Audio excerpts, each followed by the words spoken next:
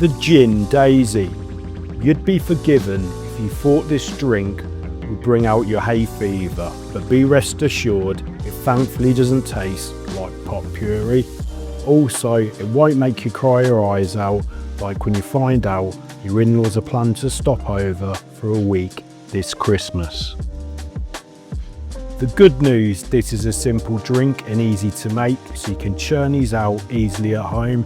To a degree, if you're a G&T fan and want to try something different, this might be right up your street.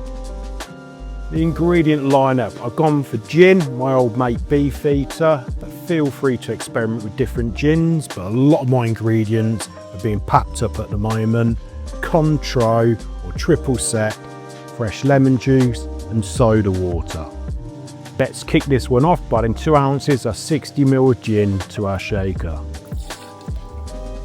Follow up with 3/4 ounce, that's 22.5ml of Cointreau. Lastly, you want to add 3/4 ounce, that's 22.5ml of fresh lemon juice.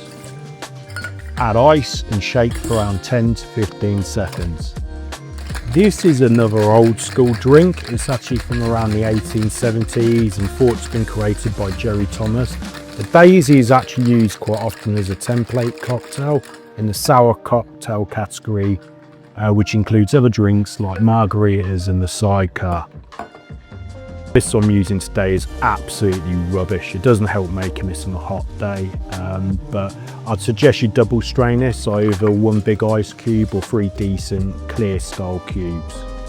Lastly, add around 1 ounce, that's 30ml of our soda water, and then give this a good stir, but someone hid my bar spoon, which I managed to discover later. Then garnish with a lemon wheel. The taste test. This was quite mediocre in my opinion. I did make another one straight after to gather my thoughts a bit better. To me it lacks a sweet component. Some people say the Cointreau adds that, but I see it bringing more dryness and crispness to the drink. I'd definitely add 3/4 ounce of simple syrup to this, as it's not going nowhere. It feels like a lot of odd parts pulling the drink in different directions. It's not a terrible sipper, but it's not balanced in my opinion.